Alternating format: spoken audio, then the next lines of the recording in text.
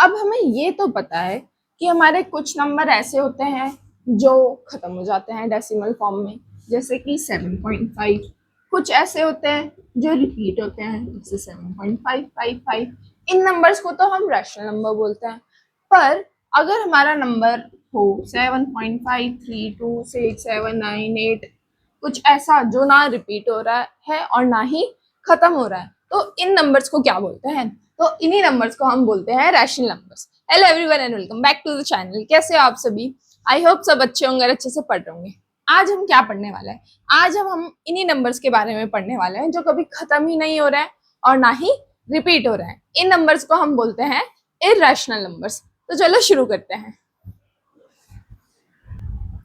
अच्छा देखो, अब आपको ये तो पता है कि रैशनल नंबर्स क्या होते हैं, है ना? जितने भी इंटीजर्स होते हैं हमारे, इंटीजर्स प्लस वो नंबर जिन्हें हम क्या कर सकते हैं, फ्रैक्शन की फॉर्म में लिख सकते हैं, और हमारा क्यू किसके बराबर नहीं होता?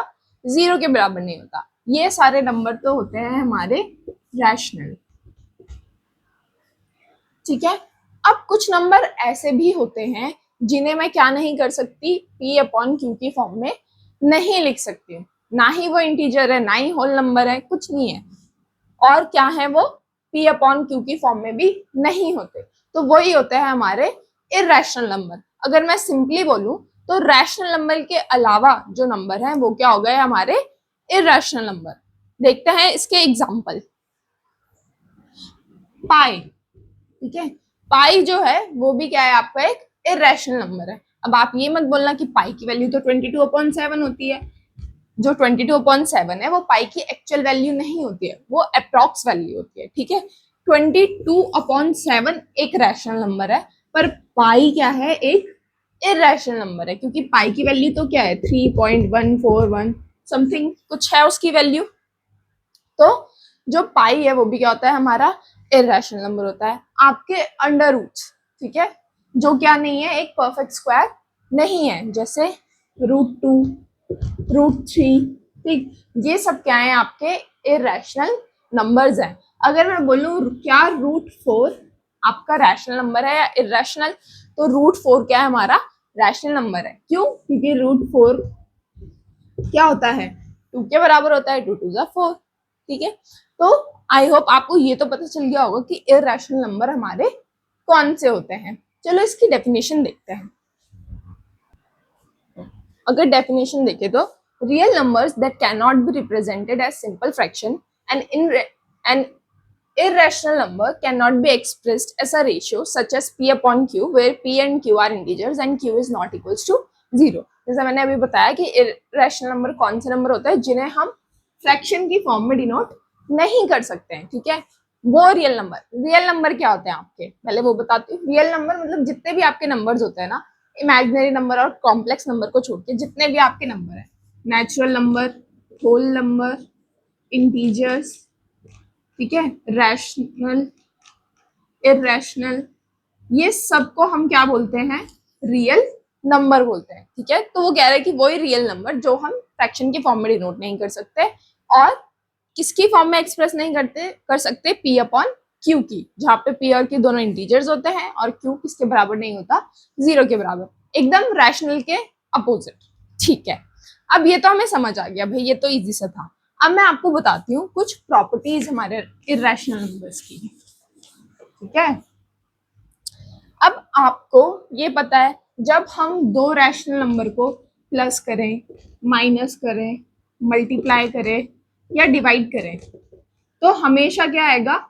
एक रैशनल नंबर ही आएगा। ठीक है, जब भी हम किसी भी दो रैशनल नंबर्स को क्या करते हैं, प्लस माइनस मल्टीप्लाई डिवाइड कुछ भी करते हैं, तो हमेशा क्या आता है? हम पे एक रैशनल नंबर ही आता है।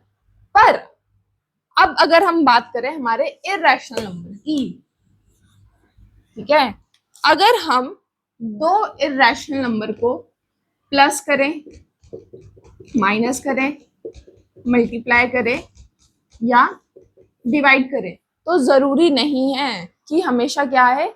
एक इररेशनल नंबर आए। जब भी ऐसा होता है तो हमें नहीं पता क्या आएगा, हमारा रैशनल नंबर भी आ सकता है या फिर इररेशनल नंबर भी आ सकता है। समझते हैं कुछ एग्जाम्पल से। यहाँ पे क्या लिखा है? i plus sorry irrational number अगर हम दो प्लस करते हैं, मान लो इसको रुको,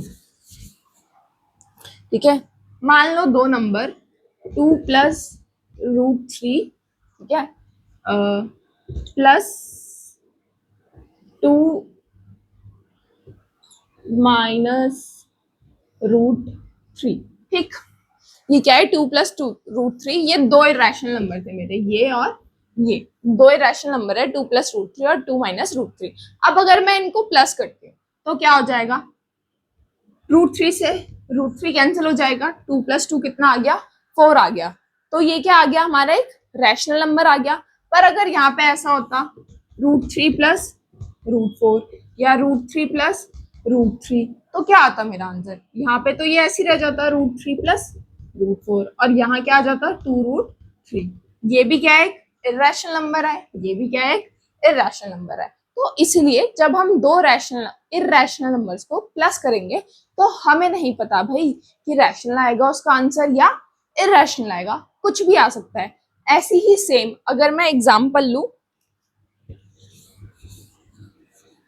माइनस का, प्लस का, डिवाइड का, ठीक है, मान लो √2 × √2 है, ठीक है, √2 × √2 है, तो ये क्या हो जाएगा आपका 2, √2 × 2 2 होता है, और यहीं पे मैं ले लूं √2 × √3, तो ये क्या हो जाएगा √6 हो जाएगा। तो एक जगह तो दो इरेशनल नंबर को मल्टीप्लाई करके हमारा रैशनल आया है और एक जगह इरेशनल आया है। ऐसे ही डिवाइड ले लो आप, अगर √2/√2 है 1 आ जाएगा, ये क्या है हमारा रैशनल नंबर है। और अगर मैं √2/√3 ले लूं तब तो कुछ भी नहीं आएगा, ठीक है। तो आई होप आपको ये प्रॉपर्टी समझ आई होंगी कि अगर हम कभी भी दो इरेशनल नंबर को प्लस माइनस मल्टीप्लाई डिवाइड कुछ भी करें तो हमें नहीं पता कि क्या आएगा, रैशनल भी आ सकता है और इरेशनल भी आ सकता है। अब देखो,